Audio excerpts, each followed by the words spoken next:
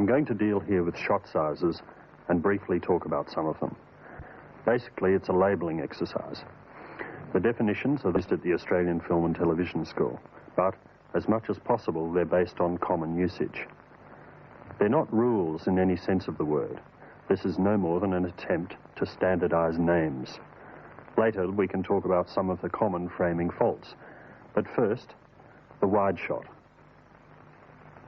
You can use this to describe a shot that takes in a general view of a scene. It needn't be as big a scene as this. It could be a wide shot of a room. But as near as possible, it's like the unhindered view that a person might have standing in front of a scene. It may or may not have people in it. The very long shot can show one or more figures in a scene. There's a great deal of space around them, and the figure is approximately half the height of the frame. Some people have said you can't go wider than this on television. You can make up your own mind about that.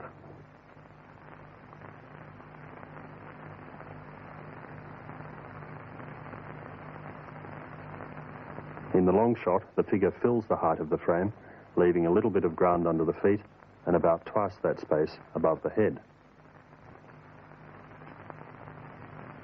The medium long shot cuts Tom off just below the knees. Now we've excluded a lot of his surroundings and we're close enough to see facial expressions. It's sometimes called the three-quarter shot or the Hollywood shot.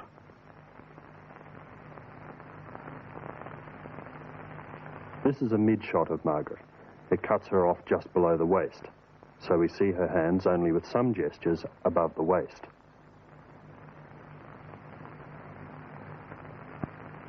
The medium close-up is a very popular shot on television. It's a comfortable size on television. It cuts the figure off at the breast line, halfway between elbow and shoulder. And notice the headroom.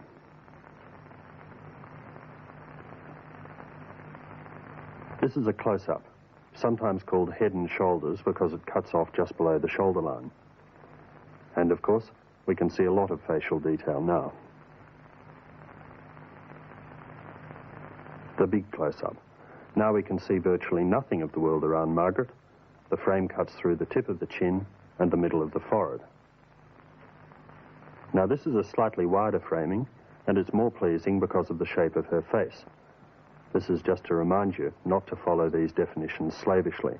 They are reference points only.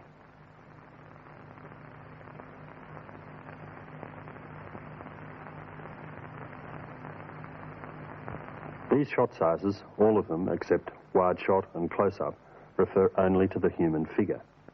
We can think of them as frames superimposed over the figure. Very long shot, medium long shot, mid shot, medium close-up, big close-up.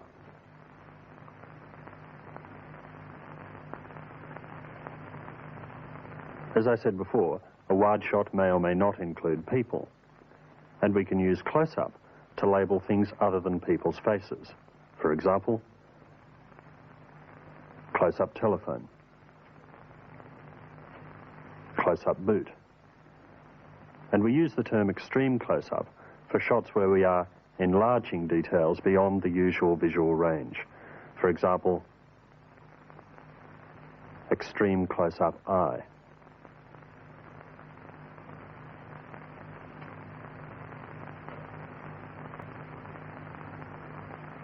So wide shot car in street, close-up car door, extreme close-up door handle, and long shot man getting into car.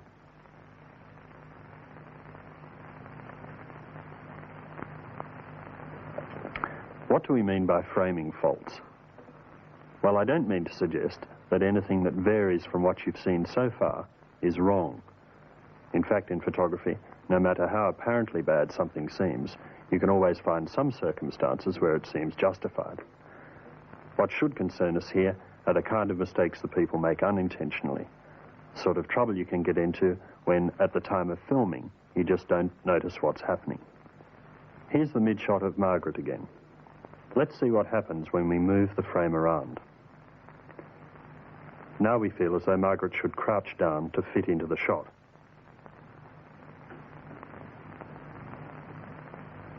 And now it feels bottom heavy. The same goes for the horizontal framing. If we pan across to the right, we want Margaret to turn because it balances the shot again. Or the space invites something else to happen. It's often said that we should avoid cutting the figure off at the joints. Like this, for example, we seem to be looking at a head dismembered from the body. So too much headroom is a common error. It's easily corrected by tilting down. It's also important to match headroom in consecutive shots to the audience's expectations.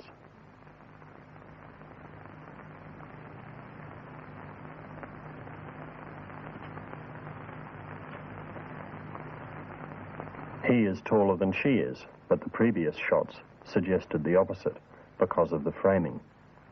Similarly, too little headroom creates the cramped feeling we saw with Margaret. There's just not enough air around the head, and again, it's easy to correct.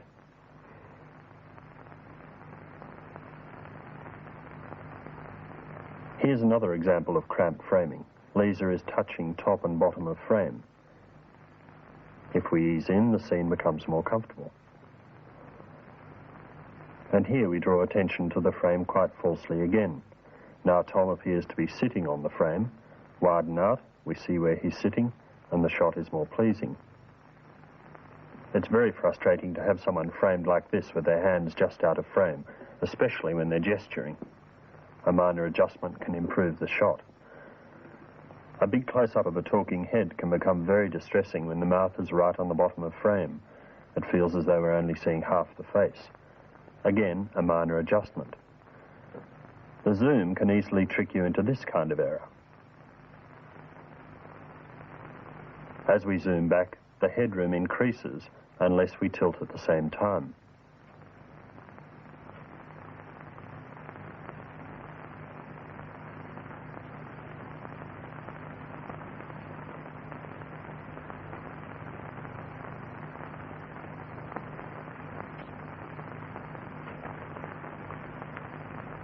A similar thing can happen when the center markings on the viewfinder are used as a reference for the center of the composition, instead of balancing the various elements in the shot. Many framing problems come down to this question of balance, but it's not the only factor. A shot can be balanced and yet still be quite unsatisfactory because of the way the space is used. The solution usually lies in moving the frame or the subjects, or a combination of both.